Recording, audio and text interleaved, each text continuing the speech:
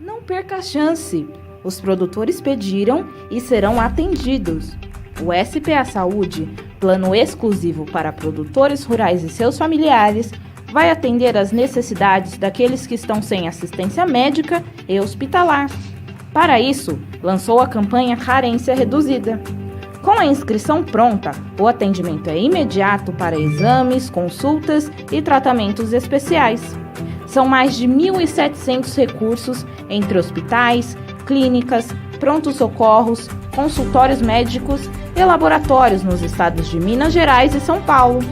Venha falar com a gente, é uma oportunidade única para ter um plano de saúde sem fins lucrativos. Compartilhe com familiares e amigos. A campanha é por tempo limitado. Para a família do produtor rural, SPA Saúde, o plano de saúde ideal.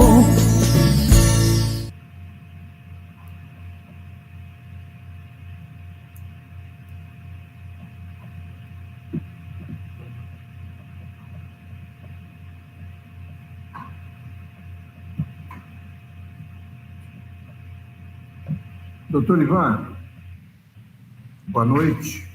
Boa noite, doutor João. Boa noite. Vou pedir licença para falar com aqueles que nos acompanham nessa noite.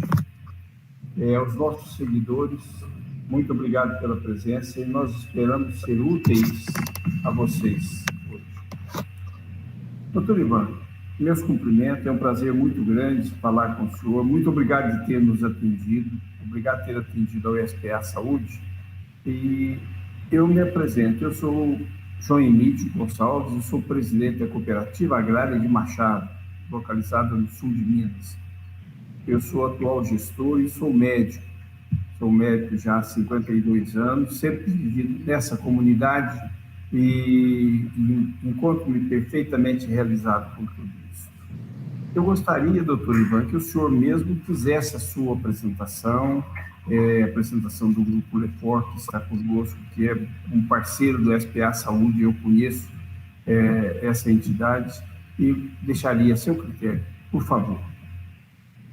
Boa noite, muito obrigado pelo convite, é um prazer falar com o senhor e falar com os senhores ouvintes.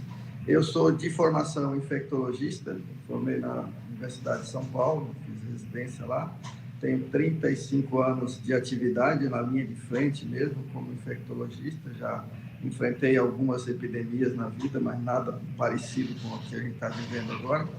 E atualmente eu estou gestor do Grupo Lefort, aqui na Liberdade, e também na linha de frente, atendendo os pacientes Covid, que tem bastante razoável aqui no nosso hospital.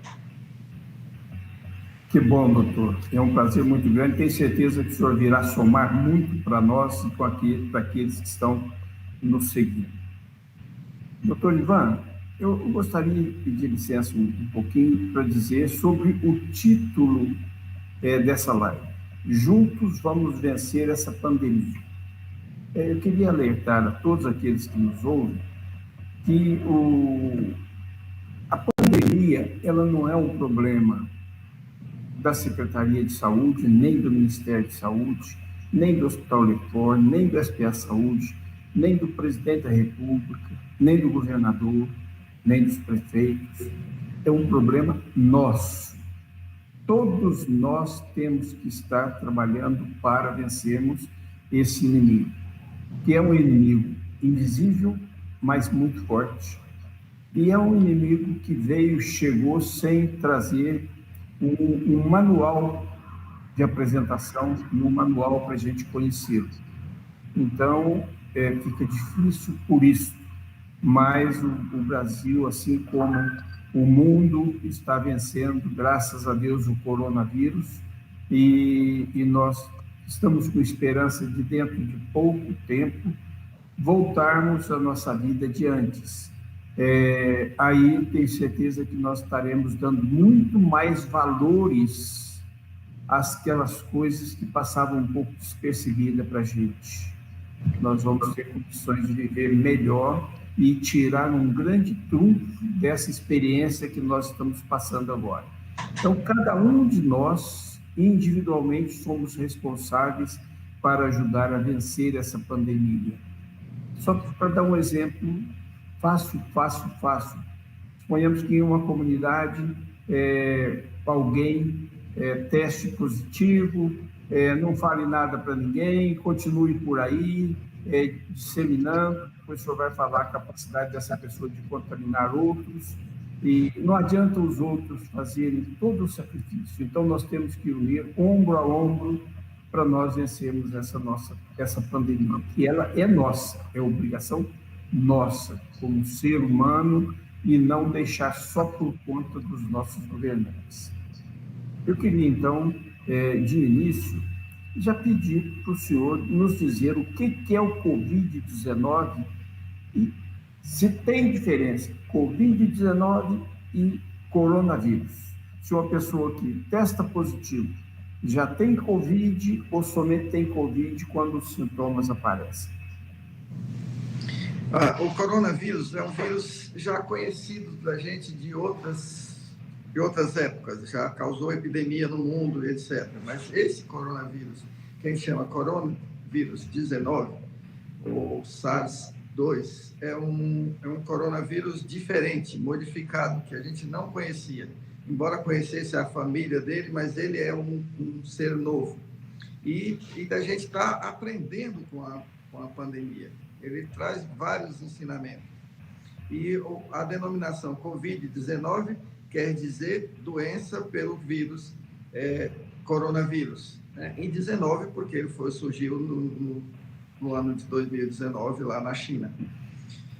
O que a gente aprendeu nesse período de pandemia com o vírus? Vários ensinamentos nos trouxe, mas principalmente que esse vírus tem uma característica muito diferente dos vírus respiratórios normalmente conhecidos, principalmente pela sua altíssima capacidade de transmissão e a sua comorbidade em alguns grupos de riscos importantes, como são os idosos, os hipertensos, os diabéticos e alguns imunossuprimidos, portadores de doença crônica.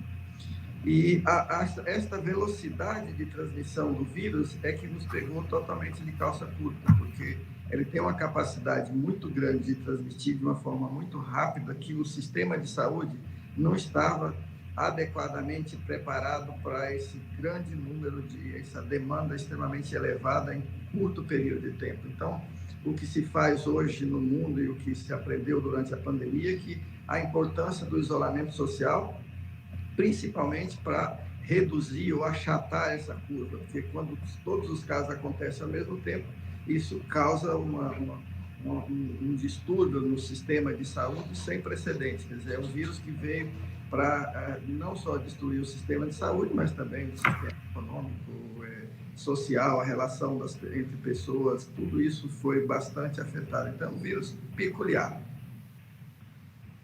Ótimo. Doutor, quais seriam os sintomas para dar alerta ao nosso povo? Olha, eu preciso de tomar uma providência, porque nós temos sabido e corre, olha, fujam dos hospitais, é complicado, mas o que é que tem que alertar o paciente, o cidadão, para que ele fale, eu preciso me mover, preciso fazer alguma coisa? Os principais sintomas são a coriza, a dor muscular, a febre, um mal-estar bem importante. Isso se fala, praticamente todos os vírus têm esses sintomas. Tá? O que é que diferencia isso de uma outra síndrome viral respiratória? No coronavírus é bastante importante a dor de cabeça, que tem uma importância significativa, e alguns sintomas que normalmente não estão presentes nas outras síndromes virais, como a gripe comum, ou a gripe suína, ou H1N1, etc., que é a perda do olfato e a perda do sabor. O paladar fica bastante comprometido. Então, esses são sintomas característicos. Mas nesta fase de pandemia, os sintomas respiratórios outros também são muito importantes. E por que é importante? No início da pandemia, a gente falava, fica em casa, não procure o médico, nem nada. Agora a gente fala, é melhor procurar o médico mais cedo, principalmente para diagnosticar. Se a gente tem condições de testagem, é uma forma não farmacológica extremamente importante de frear a pandemia, de diminuir a transmissão, porque uma vez que você é diagnosticado, é isolado, você é um indivíduo a menos para transmitir a doença por aí. Então, quando você tem sintomas hoje respiratórios nessa fase, é muito difícil fazer distinção entre uma gripe, um resfriado e o coronavírus, mas nesse momento é importante a gente, se tem condição de testar, procurar um médico e fazer testagem para a gente ser isolado. Se não for possível a testagem, é preciso ter um negócio que a gente chama responsabilidade sanitária.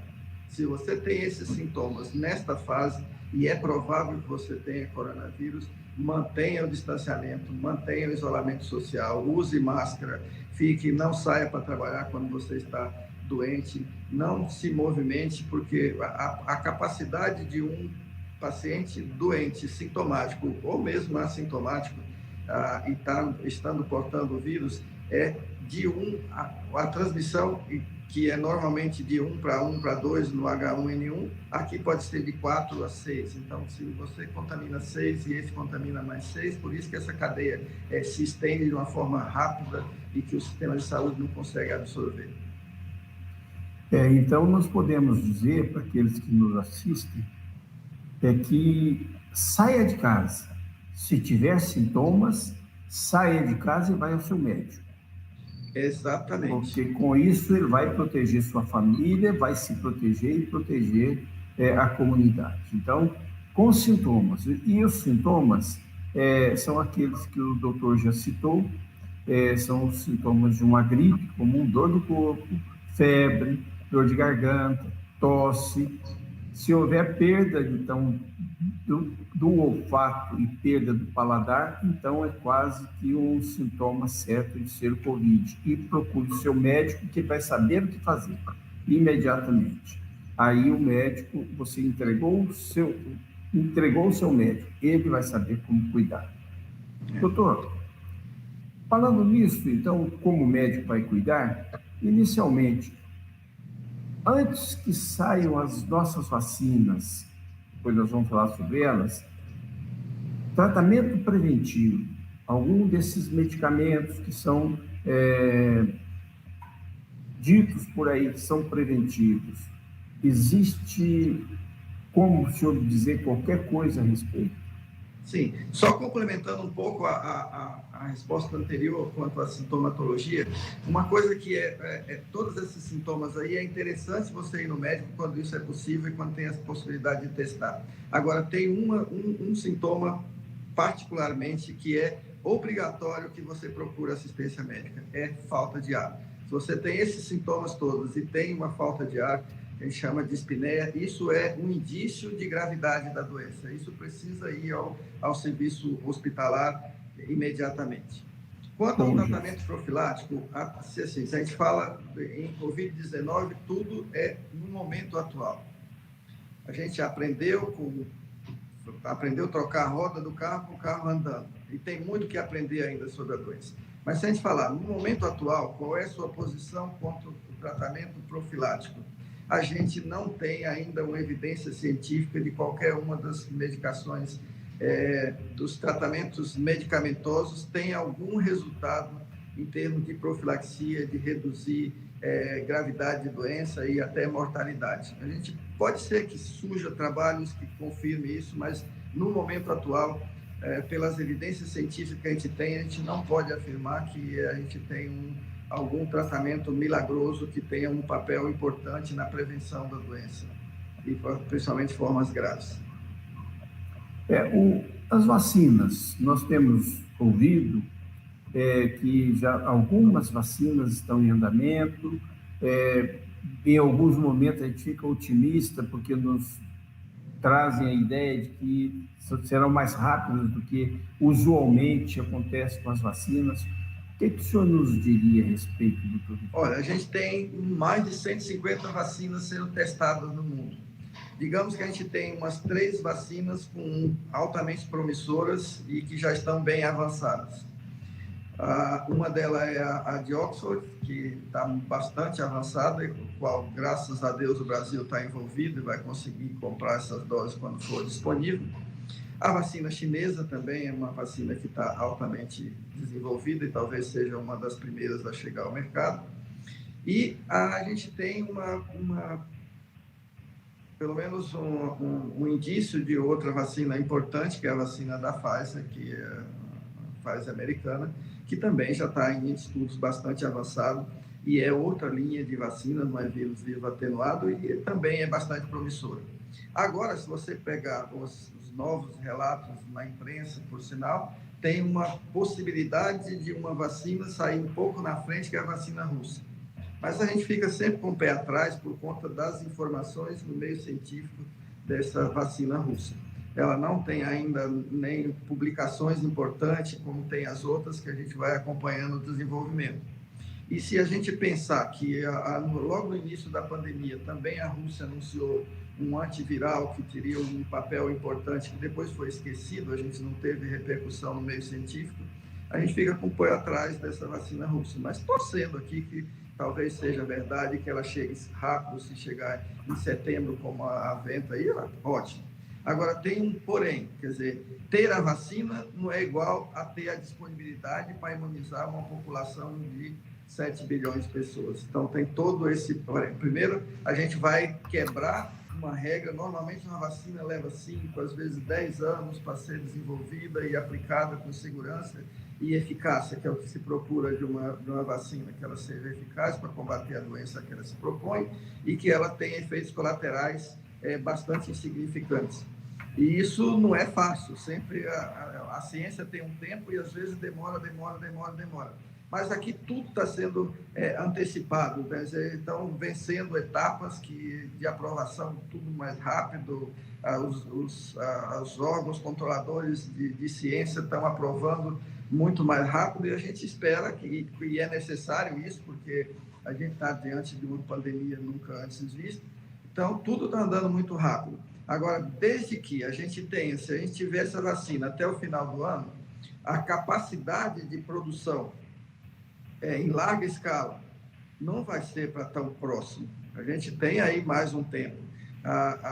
Esse tempo que a gente está encurtando, que a gente fala as fase 1, fase 2, fase 3, vai ter tudo muito encurtado. Agora a vacina está sendo testada em um grande número de pessoas, que é a fase 3. Se ela tiver segurança aí, a gente está fazendo um estudo duplo controlado, então a vacina normalmente esse pool de pessoas está recebendo cegamente, duplo cego, que não sabe o que ele está recebendo, mas ele está recebendo a vacina e está recebendo um placebo, que é uma coisa que não tem nenhum vírus nem nada. Daqui a algum tempo a gente vai medir essa população e ver que aqueles que tomaram, quando abrir o estudo, determinado pesquisador vai saber que aqueles que tomaram placebo tiveram mais doença do que os que tomaram a vacina. Aí pronto, disse que a vacina é eficaz. Agora, primeiro tem que analisar também dos que tomaram a vacina quais são os efeitos colaterais que vão aparecer, se ela é segura.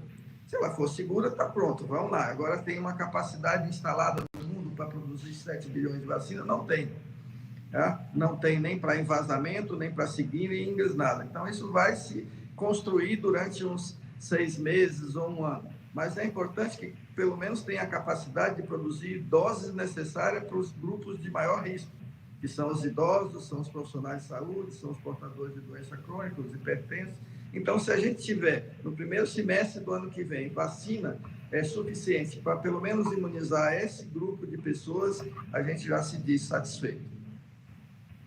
Que ótimo, doutor. A gente espera que esse tempo realmente venha a se reduzir cada vez mais e que esse pessoal que está trabalhando nisso, que Deus os ilumine para que a gente tenha um resultado bem oportuno.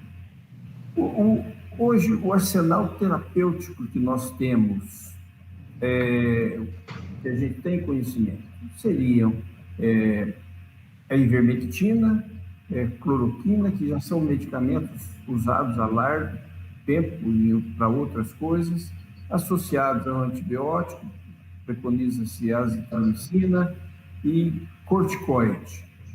Então, esse é o arsenal. Doutor, isto está sendo suficiente para vocês, infectologistas, segurarem a barra? Vocês estão conseguindo? Estão felizes com o que estão fazendo? Tá. O que a gente tem hoje a gente divide em medidas de suporte, arsenal terapêutico, farmacológico e não farmacológico. As medidas de suporte são super importantes, por isso que a gente fala sempre em tentar reduzir a transmissibilidade, a velocidade de transmissão, para que o hospital esteja preparado com as suas UTIs, com seus respiradores, com seus EPIs adequados, para dar uma assistência adequada. Isso é fundamental para salvar vidas. Quando a gente está bem estruturado, tem UTI, com profissionais qualificados, a mortalidade é muito menor do que quando a gente não está estruturado para isso. Então, esse é o papel mais importante, é fornecer o tratamento de suporte, que a gente chama, é tratar a insuficiência respiratória de forma adequada, que sempre acomete esses doentes nas formas mais graves, é tratar a insuficiência renal deles com a terapia substitutiva, com a diálise, né? Tratar a trombose, que é muito frequente neles, de complicação extremamente séria. Então, essas medidas básicas que salvam vida.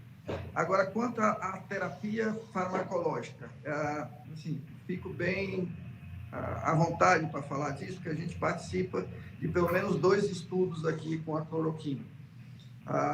Então, o que a gente tem hoje de conhecimento, a cloroquina tem toda essa polêmica na imprensa e mesmo no meio científico, mas o que a gente sabe neste momento é que a cloroquina para o paciente grave, que a gente usou aqui desde o início, está no protocolo de pesquisa aprovado, a gente usava a cloroquina e a azitromicina para todo paciente crítico, paciente grave que vai para intubação, que está na UTI, ele recebia o pacote de terapêutico com cloroquina e azitromicina.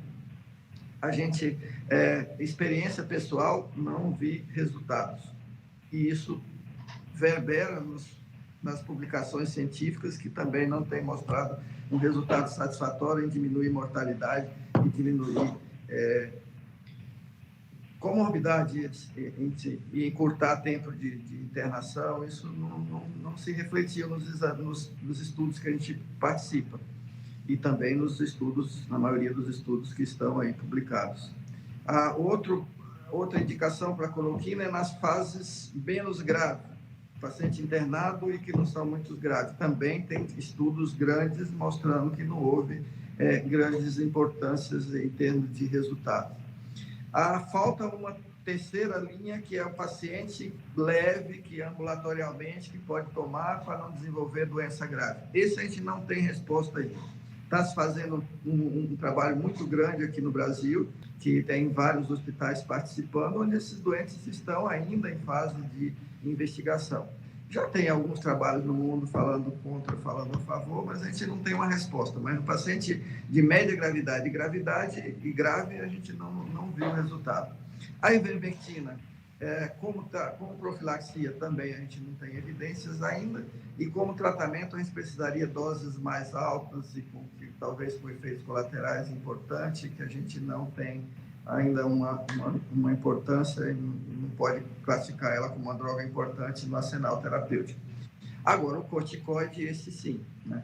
O corticoide tem um resultado importante nos pacientes graves, na paciente lá que desenvolve forma grave, principalmente entre o 7º e o 10º dia, que a gente chama o período da fase da tempestade de citocinas, que é um processo inflamatório bastante importante, que acomete o pulmão, que acomete o rim e que leva ao risco de trombose, etc. Esse paciente, nesse período aí, ele fica bastante grave, muito sintomático, e o corticoide tem se mostrado bastante protetor do desenvolvimento dessa forma mais grave e necessidade de ventilação respiratória, por exemplo.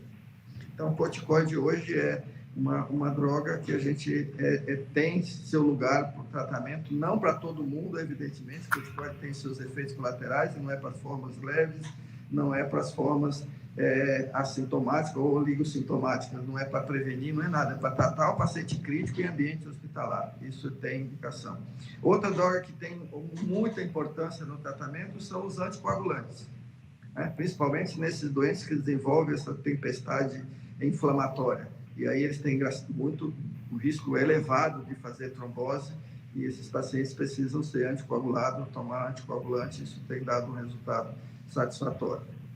As outras drogas antivirais estão todas sendo testadas, a gente tem que esperar o tempo da ciência para ter uma resposta mais adequada.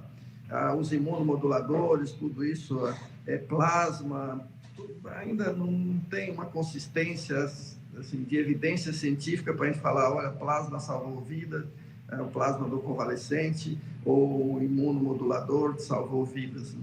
Não dá para a gente falar isso neste momento. Agora, as medidas não farmacológicas, essas sim têm um impacto muito importante em preservar vidas, em diminuir curva de transmissibilidade e de infectividade desses pacientes. E essas medidas não farmacológicas são as velhas conhecidas. Isolamento social, distanciamento social, uso de máscara, né? Procurar evitar o mínimo possível a mobilização. E está falando aqui que o sintomático precisa ir ao médico, mas todo e qualquer pessoa que necessariamente não precisa ir à rua ou tem uma necessidade muito pequena, é melhor que fique em casa, que evite aglomerações, evite mobilização, porque às vezes você ainda nem é sintomático e você já é um transmissor importante. Perfeito. Doutor, nós estamos agora vivendo um período difícil. 30 de julho, agosto chegando, início letivo, e discute-se muito se voltam as crianças às aulas ou não. O que é um parecer seu como infectologista, como quem domina o assunto? O que o senhor poderia dizer para o nosso povo, para essas mães que estão ansiosas? Este é um assunto bastante complexo, que a gente tem que levar vários senões em consideração. A gente sabe da necessidade, da importância de voltar às aulas, da aula presencial, tudo mais, mas isso a gente tem que analisar alguns fatores. Primeiro, a gente tem que ter uma infraestrutura nas escolas perfeitamente adequada para esse retorno. E isso, adequar escolas para esse retorno, quer dizer reduzir significativamente o número de alunos em aula. Mas a gente não concebe mais pensar naquela imagem do cursinho pré-vestibular com 150 alunos na sala, em salas pequenas, um colado no outro. Isso não vai ser possível mais. Então, precisa ter, uma sala que absorvia 150, vai absorver 30 pacientes, e aí os outros 70, como vão ficar? Então, esses outros 70 precisa ter uma infraestrutura de continuar o seu ensinamento por via vídeo, por videoconferência e etc. E a gente sabe, com todas as dificuldades do país continental que nós temos, quais são as dificuldades de acesso dessas pessoas ao ensinamento por via vídeo ou por teleconferência. Então, são pontos para serem considerados. Outra coisa importante é o quão preparados estão os pais para retornar esses pacientes à escola. Eu tenho visto amigos muito próximos falar: meu filho não volta à escola no mês de ano 2020. Vou esperar o ano que vem, vou esperar as coisas melhorarem, vou esperar surgir uma vacina. Essa é uma postura que tem que levar em consideração, se na hora da abertura, como é que vai ser a aceitação dos pais. Outro ponto, talvez bastante importante, a criança normalmente tem as formas mais leves da doença, mas elas não estão livres de formar forma grave. E a gente tem que considerar outra coisa: existem crianças que pertencem ao grupo de risco, existem crianças obesas, existem crianças hipertensas, existem crianças com algum grau de imunossupressão, alguma doença imunossupressiva. E essas crianças, quando expostas ao vírus na escola, elas têm o risco de fazer doença grave. Outro ponto importante: a criança é um importante vetor de transmissão da doença.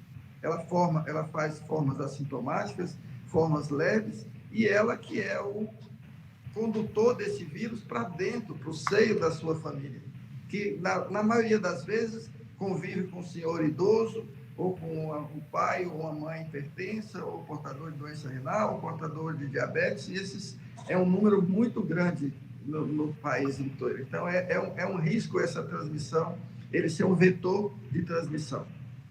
É uma coisa que a gente tem que considerar. Então, todos esses pontos precisam ser levados em consideração para se fazer uma abertura com segurança.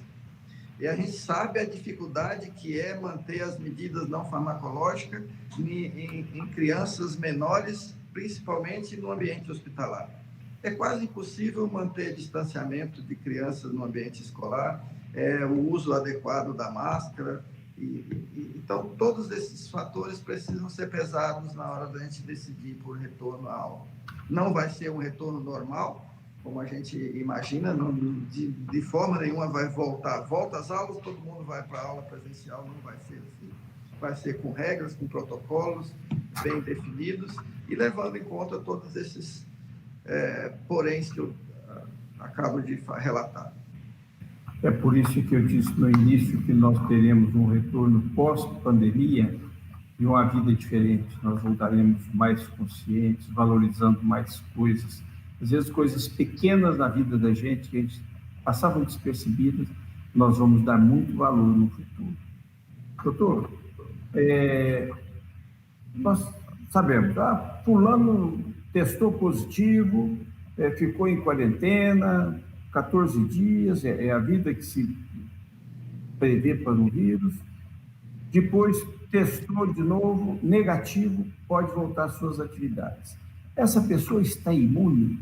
Ela está autovacinada?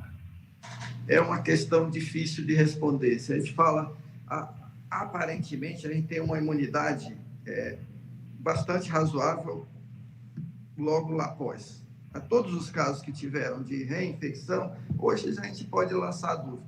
Então, a gente sabe que existe uma imunidade, tanto que essa chamada imunidade de rebanho, que às vezes ou a gente imaginava que isso ia ser útil quando chegasse a infectar 70% da população. Hoje a gente sabe que isso é um número muito menor, que até 20% já é suficiente para fazer um bloqueio importante na transmissão do vírus, quando 20% da população está contaminada. Isso mostra que existe imunidade. Agora, a resposta para outras questões, como essa imunidade duradoura, primeiro, ela é extremamente eficiente a ponto de permitir que a pessoa não reinfecte? Aparentemente, sim. Agora, por quanto tempo é possível ela não reinfectar? É duradoura? É para sempre? Essa resposta a gente ainda não tem.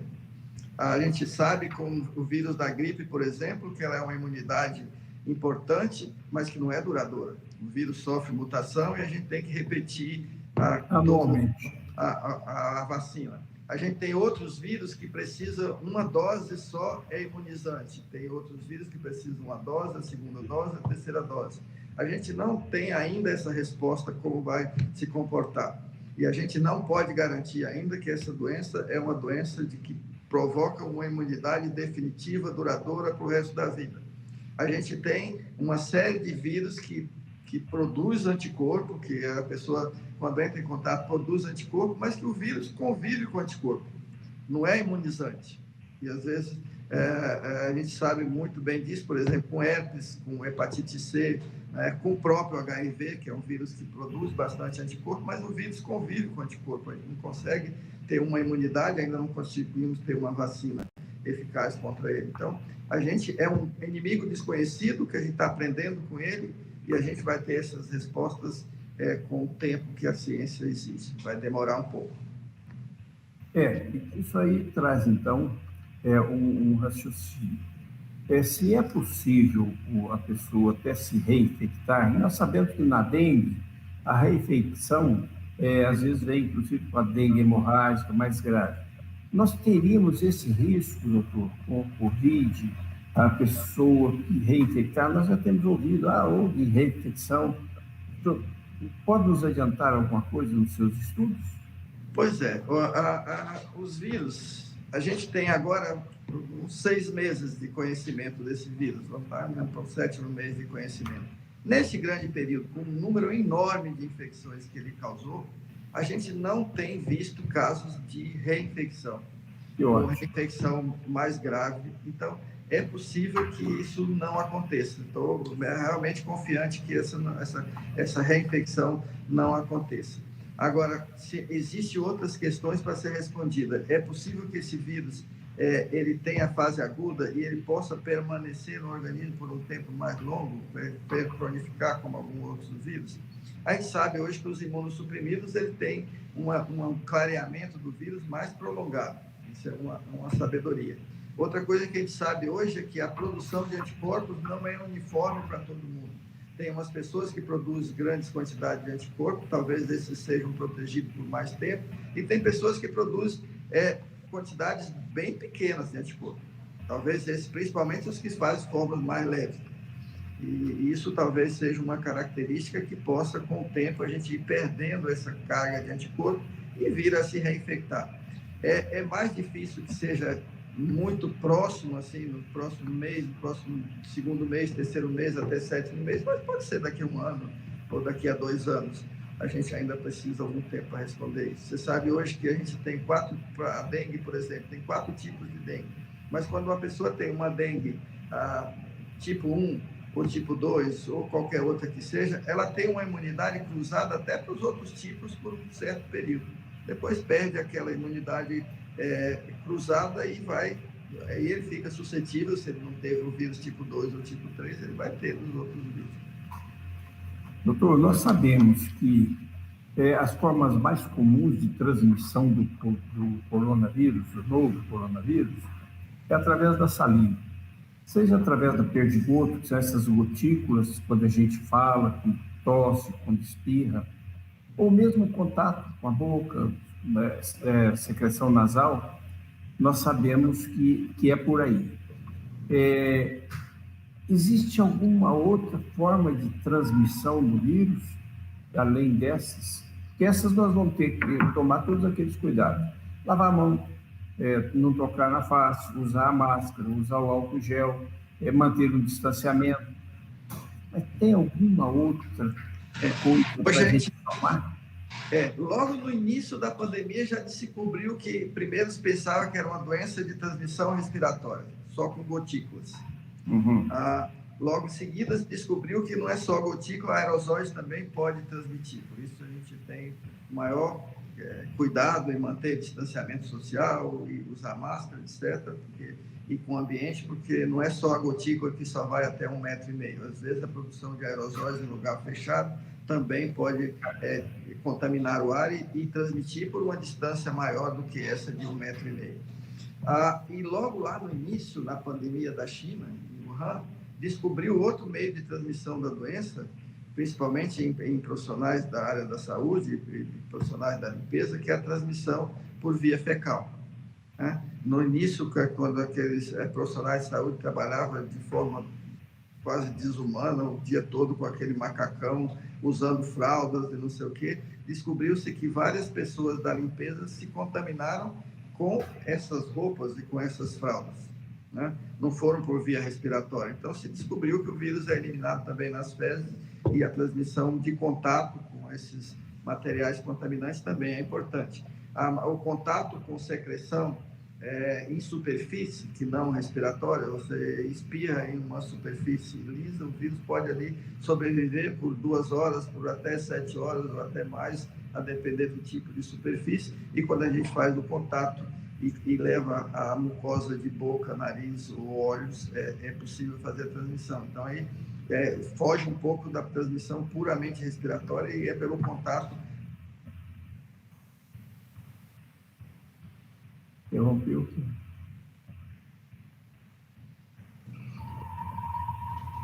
Alô? Alô? Está ouvindo, doutor? Oi, estou lhe ouvindo direito. Deu uma Perdão, cortada aí, mas... houve uma pane aqui, perdão, doutor. Pode continuar. Tá. Então, existem essas outras formas de transmissão. Por isso, a importância, não só em usar a máscara, a importância com as gotículas, que são muito importantes. A gente tem que evitar falar, a gente não sabe a quantidade de gotículas que a gente espere quando fala, quando dá risada, quando uma tosse ou quando um espirro. Então, todos esses cuidados precisam ser tomados, mas também os cuidados com contato em superfícies contaminadas. E essas são muitas. A poltrona do ônibus, a mesa de onde você trabalha, o escritório onde um possível contaminado teve algum contato, ou falou próximo, ou espirrou, um celular, todas essas coisas precisam ter bastante cuidado quando se toca, logo depois tem que se lavar as mãos, principalmente antes de levar ao rosto. Então, o ato de levar a mão ao rosto deve ter bastante controlado, e sempre da higienização o mais frequente possível. Ótimo. Doutor, muito se fala a respeito de ser esse um possível vírus de laboratório. Pensa-se nisso de uma maneira leiga, mas nós médicos, você na sua vivência, tem alguma coisa para nos dizer a respeito disso? É muito difícil acreditar nessa hipótese, é totalmente a família coronavírus está aí desde 1930 circulando, tivemos já 2 epidemias importantes por Covid, que chamava, Covid não, por o coronavírus, que é o SARS-1, e em outros tempos, o que mostra hoje que esse deve ter sido um vírus que sofreu, da mesma família, sofreu uma mutação e veio com característica totalmente nova. Aí se você fala, a hipótese de que tenha sido um laboratório chinês, o vírus já foi diagnosticado em outros lugares do mundo, quer dizer, detectado muito antes de surgir a epidemia na China, né? Foi detectado em esgoto de Espanha, etc., muito antes da epidemia chinesa. Então, essa tese de um laboratório chinês ter produzido é meio totalmente fora de propósito. Realmente, esse fato de ele ser encontrado em lugares completamente distantes um do outro, sem ligação nenhuma, ainda é algo para a gente tentar explicar isso no futuro, que não deverá ser tão próximo. Mas a pergunta, inclusive, veio para a gente limpar um pouco a barra da China, né? Então, que os nossos ouvintes, aqueles que nos sigam, que nos seguem, fiquem sabendo disso, que a nossa postura é esta, e o senhor foi muito feliz. E, doutor, eu queria agora aqui só tomar um tempinho para falar a respeito do SPA Saúde. Tenho aqui umas perguntas chegando. Se o SPA Saúde, que, a meu ver, é o melhor plano de saúde que tem, a Lefor deve ter um plano de saúde também, tem? Não, o Lefor presta serviço aos planos de saúde. Então, eu fico muito à vontade para dizer que o SPA Saúde é o melhor plano de saúde que eu conheço. Tá, eu digo isso porque eu sou usuário e prestador de serviço dele há 27 anos, desde o início da existência dele, e tem me atendido em todas as minhas necessidades. E, então, eu quero esclarecer que o SPA Saúde atende, sim, aos portadores de Covid. Quem tem os sintomas, procure o seu médico. Dentro de um protocolo que existe, o médico vai examiná-lo e vai fazer a solicitação, e também o teste é pago pelo SPA Saúde, desde que se cumpra aqueles protocolos necessários, né? Isso aí é para que se evite abuso, mas nós temos que preservar pelo nosso plano. Então, aqueles que estão nos ouvindo e que têm o SPA Saúde, fiquem tranquilos. O SPA Saúde dá a cobertura em todos os estágios necessários, desde o início, para procurar o médico, fazer os exames iniciais, né, que mais objetivos, o médico vai saber o que fazer, tem vários tipos de exame, e que nós até poderemos falar a respeito disso, e o plano de saúde SPA cobre nessa fase, cobre o seu médico, cobre o laboratório, se precisar de internamento, cobre também o tratamento em todas as fases necessárias. Então, usuários do SPA Saúde, fiquem tranquilos. E os que têm outros planos, que me perdoem a minha arrogância de dizer que é o melhor plano de saúde, porque é o meu plano. Se eu não achar o melhor, quem que vai achar? Então, o SPA Saúde, aproveito para agradecer o SPA Saúde e essa oportunidade que nos deu de estarmos conhecendo o Dr. Ivan Mesquita, de trocarmos essas informações, levar para o nosso povo esses grandes conhecimentos que nós tivemos aqui agora. Doutor Ivan, o senhor nos trouxe hoje uma ajuda fantástica. Me perdoa a expressão, esse meu povo que está nos acompanhando, esse seu povo que está nos acompanhando, vão sair hoje muito mais enriquecidos depois dessa live. Nós estamos sabendo que nós juntos é que vamos vencer essa pandemia. Então, eu gostaria de agradecer a sua presença e, inclusive, convidá-lo para vir visitar a Copama aqui em Machado, no sul de Minas. Será um prazer muito grande. Nós estamos a 270 quilômetros aí de Pouso Alegre. E depois desse estresse que o senhor passa aí todos os dias, quiser dar uma fugidinha e vir aqui descansar, te prometo que nós não vamos falar em doença aqui não, tá? Vai ser só para descansar. Eu quero, nesse momento, doutor, levar através do senhor os meus agradecimentos da Copama, o agradecimento do nosso povo, da nossa população, a todos aqueles heróis de máscara, a todos aqueles heróis que estão na linha de frente hoje trabalhando para que nós nos sintamos mais seguros e garantidos. Nós sabemos que são heróis, nós conhecemos o trabalho e o povo, o leigo hoje, já tem o conhecimento do quanto é dura essa batalha que vocês fazem, essa dificuldade que vocês têm de conviver com a doença, com o vírus, com tudo isso, e conviver com a família, e conviver com os filhos, conviver com os amigos. Essa dificuldade nós reconhecemos que ela é muito grande. E através do senhor, eu quero levar os cumprimentos a todo o pessoal da saúde nesse país nosso que está trabalhando desse jeito. Nós estamos felizes porque temos ouvido notícias de estados que estiveram gravíssimos, né? Principalmente no norte, Ceará, Amazonas, e que hoje já deu uma amainada, já abrandou, já baixou um pouco a contaminação, e a pandemia baixou um pouco. Isso não nos deixa muito seguro ainda, porque pode existir uma segunda fase. Mas nós esperamos também aqui em Minas, nós estamos tendo um recrudescimento agora. E nós estávamos bem tranquilos, mas agora está testando, muito mais gente testando positivo, com sintomatologia, e nós queremos realmente, dentro de uns tantos dias, vencer essa fase e voltar a uma acalmia para podermos voltar ao nosso estado normal no futuro. E rogo a Deus que não seja longo esse prazo para a gente poder voltar à nossa vida, ao nosso cotidiano, à nossa vida comum, ao nosso trabalho. É a grande preocupação que nós temos, doutor, e peço ao nosso povo que realmente sinta o drama desse país, dividir entre a responsabilidade de falar fique em casa para proteger a família, proteger todos aqueles seus convivas, ou então aquele que vai trabalhar.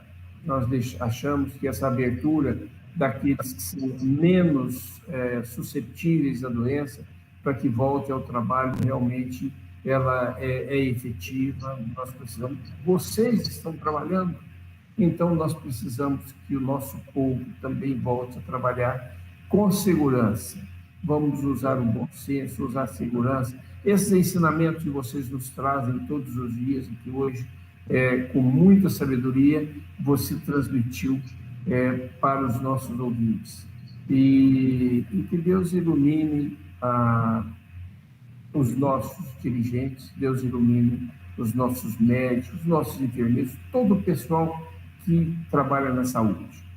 E vem aqui o agradecimento, então, que eu tenho que fazer ao SPA Saúde por ter nos propiciado essa oportunidade de estar fazendo apresentando o doutor Ivan ao nosso povo, o trabalho que ele faz, que é fantástico no Grupo Lefort. Esse é um grupo parceiro do SPA Saúde e está ao nosso alcance, nós ficamos muito felizes com isso. E queria, então, Agradecer aos acompanhantes nossos hoje aqui nessa live, por ter estado conosco até agora. E nós continuaremos aqui na Copama ao alcance de todos vocês. O que a gente não puder responder, eu peço licença ao doutor Ivan de voltar a ligar para ele para esclarecer alguma dúvida de alguém que venha nos buscar aqui. Doutor, reitero, então, o convite da sua visita para nós numa primeira ocasião, e assim que for possível também a gente podermos nos locomover por esse país, eu irei, indo a São Paulo, eu vou visitá-lo no Leport, tá? Vou te levar algo aqui da nossa cooperativa, vou te levar um bom café daqui e vou levar um abraço nosso. Até lá nós poderemos dar abraços, se Deus quiser. Receba o meu abraço, então, um abraço que não é físico, mas sinta-se abraçado, e muito obrigado pela ajuda. E quero aproveitar... Um abraço virtual para o senhor também. Muito obrigado. O senhor pode ficar à vontade, então, para despedir, então, do nosso pessoal, doutor. Muito obrigado. Muito obrigado. Será um prazer receber o senhor aqui em São Paulo. Eu sou um amante de Minas, sou baiano, sou quase mineiro também, adoro Minas Gerais, adoro Monte Verde, todo o sul de Minas. Que delícia. Qualquer hora dessa, vou passar aí, vou conhecer o senhor. Nós temos... Obrigado, eu agradeço muito pela oportunidade da gente falar. Acho que é tão importante como tratar doente, é falar para uma população grande, para tentar trazer uma certa tranquilidade, um pouco de orientação, porque é muito difícil essa dicotomia entre salvar vidas e salvar a economia. Eu sei que tem dificuldade, mas a gente tem que fazer uma coisa bastante meio rígida no início para a gente ter uma certa solidez no retorno, para retornar mais rápido. Hoje, o que se deu certo foi quando se faz um isolamento importante na fase mais crítica da doença, e depois a gente pode ir saindo aos poucos para trabalhar, e todo mundo precisa voltar à sua atividade. Eu espero que esse período não dure tanto. A gente tem uma característica no Brasil, principalmente aqui em São Paulo, uma característica um pouco diferente do resto do mundo, que a gente está se mantendo num platô muito prolongado, está preocupando, esse prolongamento de um platô em nível alto, mas estamos esperando que a qualquer hora despenque esse platô e a gente volta a toda a nossa atividade e recuperar o tempo perdido, porque a gente tem uma vida toda pela frente. Se a gente perde 2 ou 3 meses por conta de tentar salvar vidas, a gente volta com energia redobrada para trabalhar o dobro e recuperar esse período. Uma fé em Deus até o final do ano. E ao encerrar, eu quero dizer que descobri uma coisa que nós temos em comum. Porque dizem que o mineiro é o baiano cansado, é o baiano que saiu para ir para São Paulo e não deu conta, ficou aqui em Minas. Então, nós temos isso em comum. O mineiro é um povo trabalhador. Doutor, muito obrigado. Então, quero agora pedir... Foi um prazer participar com vocês. Muito obrigado. Quero pedir licença ao senhor para convidar os nossos cooperados para estar conosco de 17 a 22 na nossa tradicional feira da Copama, a feira de negócios da Copama, a FENEC. Esse ano vai ser virtual, também uma experiência nova nossa. Nós sempre fazemos aqui uma feira, recebemos os amigos, trocamos abraços, contamos piada, fazemos bons negócios para nós e para ele, porque o negócio bom é aquele que serve a todos. No cooperativismo, nós temos uma coisa diferente. A gente sempre aprendeu que o negócio bom é aquele que é bom para os 2 lados. No cooperativismo é que é para os 3 lados. Tem que ser bom para quem vende, bom para quem compra, e tem que ser bom também para a cooperativa, para que ela se mantenha sólida, né? E então, nós estamos convidando a todos para a FENEC, e se quiser nos visitar também, dá uma fugidinha daí, vai ser um prazer. Doutor, muito obrigado. Um abraço, tudo de bom. E que Deus te abençoe na sua missão. A todos nós. Amém. Obrigado. Tchau, tchau. Tchau, tchau. Chance. Os produtores pediram e serão atendidos. O SPA Saúde, plano exclusivo para produtores rurais e seus familiares, vai atender às necessidades daqueles que estão sem assistência médica e hospitalar. Para isso, lançou a campanha Carência Reduzida. Com a inscrição pronta, o atendimento é imediato para exames, consultas e tratamentos especiais.